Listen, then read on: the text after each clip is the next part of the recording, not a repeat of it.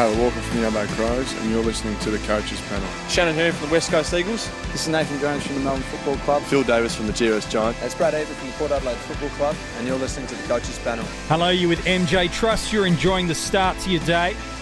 Maybe it's the end of it. Wherever it is, thanks for tuning into the 50 Most Relevant every single day. Myself and members of the Coaches Panel and the broader fantasy footy community taking some time to chat through who are the most relevant players in fantasy football of Supercoach, Dream Team and AFL Fantasy for 2019. In at number 16 today, I've got the Fremantle Dockers captain, Nat Fyfe. And to chat all things Fyfe, I've got Jimmy of the Coaches Panel on. Hello, mate. How are you? Hello, MJ. Hello, listeners. Good to be back again. Mate, good to have you on. And I think when we're talking about Nat Fyfe, nobody doubts his scoring pedigree. But there seems to be plenty of question marks about how many games he plays. And that's the big stopping point. Before we get some answers on that, let's look at some of what he can and has done for us over his fantasy football career. Still just 27 years old, a midfielder, and last year his best score came against the Gold Coast across all formats. It was 144 in AFL Fantasy and Dream Team, a 160 in Supercoach. He averaged a 102 in AFL Fantasy and what some would consider a down year in Supercoach, at least compared to his Brownlow years, of a 113.9. He's going to set you back a little bit, though, across the formats. Just over 740,000 in AFL Fantasy. Just over 730,000 for you if you do play AFL Dream Team. While for Super Coaches, it's probably one of the cheaper price tags you've seen on him, at least for the couple of years anyway. $618,100. Jimmy, when we talk about Nat Fyfe, before we even look at the fantasy footy component of him, he is probably one of the most complete, one of the most damaging, and one of the most spectacular football players of the modern era, because he can just do things that barely anybody else can. Oh, absolutely. I don't think any of us doubt just how much of a star factor he's got. It's now, if you're building the prototype player, he's certainly not far off it. He can win his own ball. He can be damaging on the outside. He's one of the most incredible contested ball winners. Takes big clunks overhead. When he goes down forward, he's a real forward presence and forward target for the Fremantle Dockers. And yeah, just for me, there's no surprise. He's one of the best players in the AFL.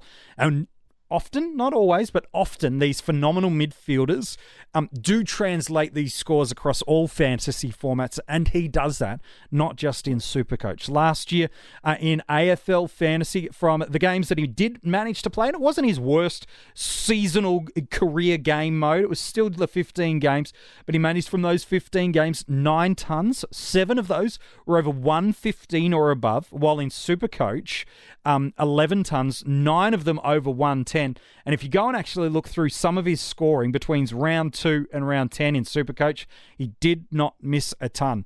He's just one of those players, isn't he? He's more probably suited to Supercoach than AFL Fantasy for sure. But if we do look at AFL Fantasy, sometimes there's this misnomer about him that he doesn't have an AFL Fantasy ceiling. But even just last year, before we look through any other years, 7 of his 9 tons were over 115. That's plenty ceiling. Oh, it is, absolutely. And I mean, in previous years, he's had that bit of a factor where you'd expect him to sort of hover around that 95, 105 mark almost week in, week out. He was pretty consistent for a while, but he does have that ceiling, and every now and then he'll just smash right through that and post up some phenomenal scores. He has this ability, doesn't it? Just even looking some of the years last year, against Essendon, 123 for AFL Fantasy, 144 against the Gold Coast, 128 against your Tigers, another 128, I believe it was against North Melbourne. Those just the fantasy numbers. And then you talk Supercoach, 160 against Supercoach, a 151 against the Western Bulldogs, that Richmond game, 142. Later in the year against Carlton, a 154. So here we're looking at a guy that has absolute ceiling about him and is a genuine captaincy option, especially in Supercoach. But you can build that case for it in Dream Team. And without perma-captain Tom Mitchell rolling around for us this year, having these multiple captaincy options in a round are going to be so crucial for us. And yes, in Supercoach more than anywhere else, he's got ceiling. He's a captaincy option. And you could build a case that he's got a little bit of value based at where he's priced at. Oh, absolutely. We know that he can average across the season more than he did last year. And like we were chatting about with Merritt yesterday, he's got that potential that he could easily and should and probably will average quite a bit more this year than he did last. Yeah, and there are some reasons for it. You go way back towards, when Fremantle were competing for flags and he's winning himself a Brownlow medal back in 2014 and 2015. He played 36 of a possible 44 games. Of that, in AFL Fantasy, 24 tons. Yep, so just 12 games in those 2 seasons. He didn't ton up. He averaged 103. For Supercoach, 30 tons of a possible 36 games and an average of 123. I want to talk about his 2017 year before we look at, whether or not we should really go there in 2019. He managed just the 97 in AFL Fantasy, 8 tons, 6 of them over 120. There's some of that ceiling again. Supercoach 108 average, 12 tons from 21 games, 7 of them over 120. But what I saw in 2017 was also what we saw in big stretches of last season, where he was often used as a forward target extensively, not like he had in previous years where he was resting a la what Dusty Martin kind of does, but he was being used as that primary key target in big runs of 2017 and also runs in other years where they just went, nah, we're going to use him as a key forward that year. And you kind of look in that middle stretch of the year, he's barely reaching the ton, even in Supercoach, because he was back then their primary avenue to goal. Yeah, oh, absolutely. And I mean, look, if he was drafted, if he was available to be drafted 20-odd years ago and wasn't 8 years old, he would have been drafted as a key forward. He's got that sort of build and model about him, and he can play that role really, really well, which is why Fremantle have used him there, because they've not had anyone else. But all of a sudden, MJ, they do have someone else. Well, that's one of the big interesting components. A lot has been made about the departure of Lachie Neale from that Fremantle midfield group, and that is an important thing for them. They all of a sudden were one of the younger midfielders in terms of how much responsibility was given to these young kids. Yes, they've got Mundy. Yes, they've got the Hill brothers. Potentially, Connor Blakely may have been used through the midfield. I don't believe that was how Ross Lyon was going to use him anyway before the injury. I believe they were going to keep him off the half back. And, Mundy was the one that got the midfield minutes when Fyfe went down last year, not Blakely, but that's for another podcast, another day. But the departure of Neale means there is a greater need more than ever before for Nat Fyfe to be used as that midfielder. And he can be that now because, as you've alluded to, they have picked up 2 really important players in the off-season. Rory Lobb and Jesse Hogan. The key forwards that they were lacking, they now have. Yes, absolutely. And both are genuine key forward targets. And then you throw players like Taverner into the mix as well. And that's suddenly looking a fairly complete forward line. There's not a lot of need for a player like Fyfe to play long stretches of periods forward in the game at all. No, and then you even look, someone like a Brandon Matera crumbing at the feet, a Michael Walters, having the opportunity to split mid and forward time. And it feels weird to say, but even a Cam McCarthy, we did see him at his best at GWS when he was almost the 3rd or 4th tall behind Patton and Cameron. And so now he does become the 3rd or even the 4th tall and can be used as a link-up player. And that's where he was at his best, is not, getting the ball bombed on top of his head, but it was running up and linking up across the ground. And that's what we should see. So I agree. I don't think the need for Fyfe to play forward will be there. I think he'll still rest forward because of how good a player he is. The way the game plays now. But he won't be used as a key forward with regularity as he has been in the last couple of years. And then the players that they brought into their midfield, you're not using Collier and Conker as your key midfield figures. I think. No. They're part-time role players at best, and they've got the young kids like Chera and Brayshaw coming through, and there's a reasonable enough core unit there. But as you said, with Neale gone especially, Fyfe is really going to have to shoulder that load. Yeah, and I believe he will. Look, conservatively in Supercoach, he's going 110, conservatively. 150. Yeah, maybe. Okay. He's not a Tiger, remember. We need to not be as biased. Look, conservatively, and a 110 average in Supercoach makes you a top 10 midfielder. Conservatively, he's definitely a 100 midfielder in AFL fantasy, but I believe there's a little bit of a bump that's there. So certainly for me right now, he's locked in Supercoach. A Dream Team and fantasy, I'm not opposed to people adding him in. I certainly don't think it would be a bad pick. I think the question mark around Nat Fyfe that needs to be kind of posed is how many games is he going to play? Now, we don't have a crystal ball. We don't know, but I would say this, as we've talked about with other players that have a durability question mark on them, is players that have a history of missing lots of games in salary cap formats, you either start them or you pass on them for the year. Because the injury variable does not change, even if after the first 6 weeks they're pumping out 125s. No, that's it. We can all sit here right now and look at Nat Fyfe and go, right, there's every chance that he's pumping out 125s for the first 6 weeks. We all know this. That doesn't change either, whether he does it or not. We all know, as you said, that there's every chance that he misses 2, 3, 5, 12 games this year. Yeah. We don't know how many. We don't know when. It might not be any at all. But those things, based on what we know now, don't change. And if you ask the same question at the end of round 6 or at the end of round 12 or at round 18 when you're priming for finals, the same answer has to be given as it's given in the preseason. Yeah, look, so you're not picking him now purely because of that injury factor.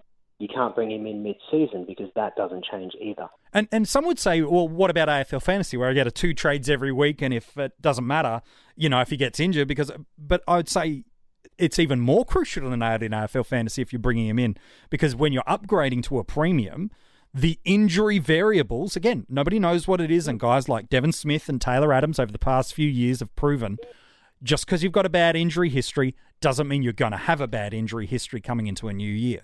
It's got to be purely about what can he score when he's on the ground.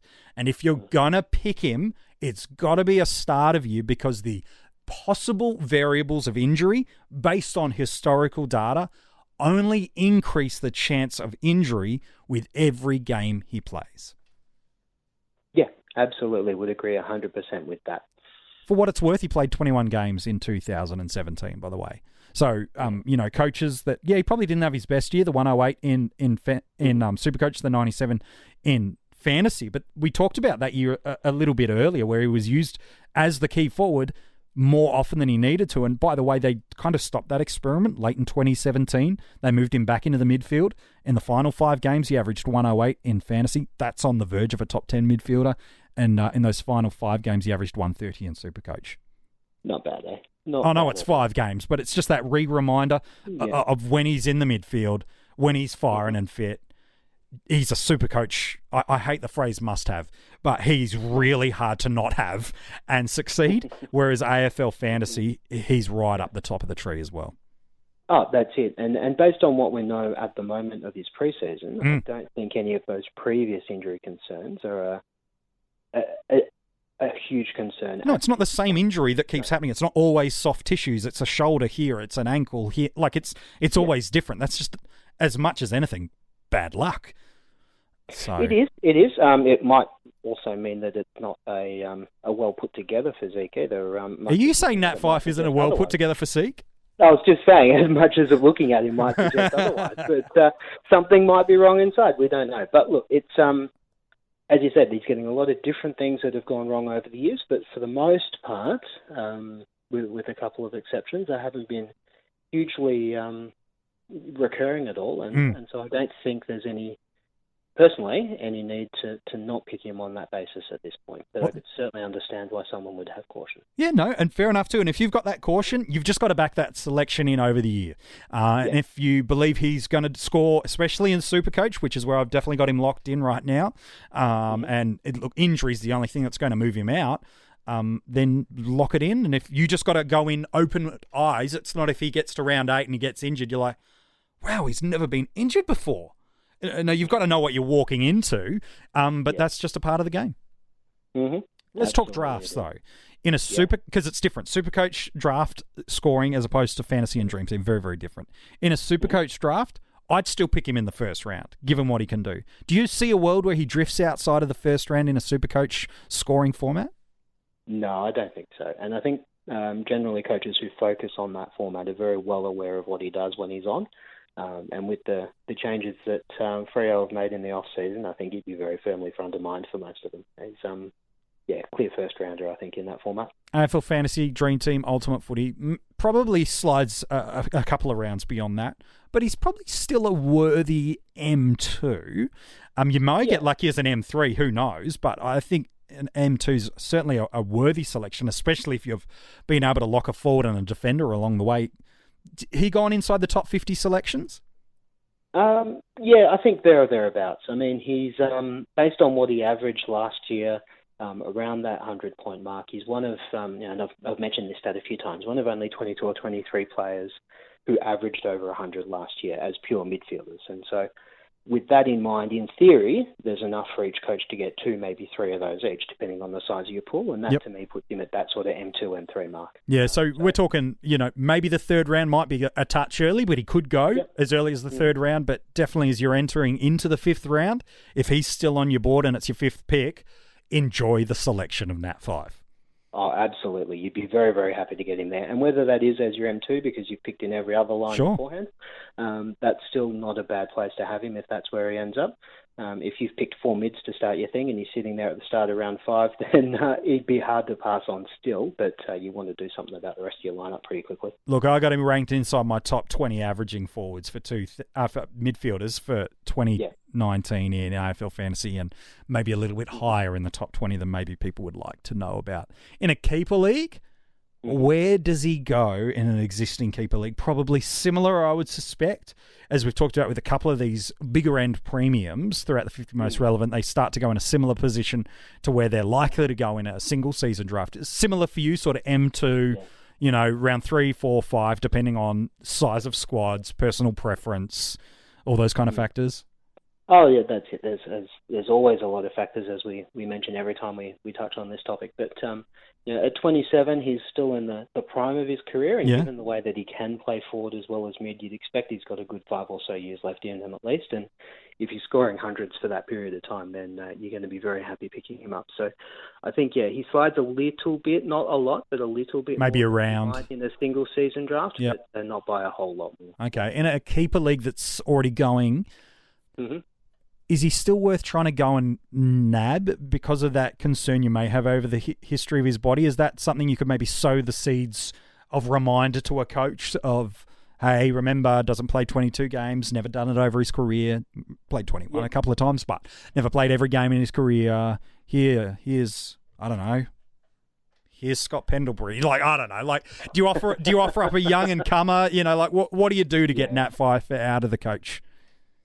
Look, I think the way I tend to see these things go in most leagues is that a player with a name or a reputation like a Fyfe or you generally have to pay a little bit over for them until they're on the wrong side of 30. So he's all of those reasons not to pick him that we discussed in salary are still relevant in a draft. Sure. Format. And if the coach who's got him has a particular need, he's probably going to be the type of midfielder he might be more happy to give up to, compared to if he owns an Oliver or a Merritt that we spoke about yesterday or one of those types. So he's, I don't think he's an easy get, but, every player with every coach will have a price, and it's just finding out what that is.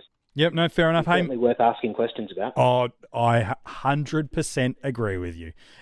I would be going and asking some questions going, hey, man, there's this player, there's Fyfe, there's this player. Just see, that's often how sometimes you can get these players to pick up out of nowhere is a little bit of luck falls your way. I think he's a great keeper league, single season, and definitely super coach option. In fact, even in AFL Fantasy, he's a good pick. Hey, man, appreciate your thoughts today as we've talked about Nat Fyfe. Easy done, mate. Always fun. Yeah, absolutely it is. If you want to go and check out the article on Nat or any of the other players in the 50 most relevant, you can go and do that over at coachespanel.tv. That is the website. All the links for our Patreon, how you can pledge and become a part of the family and get some early access to these podcasts and some exclusive content you can go and check out. Speaking about these podcasts, make sure you leave a 5-star rating and a positive review. And we're getting close now. The final 15 players of the 50 most relevant, they have arrived. And tomorrow, a real interesting selection sneaks into my top 15.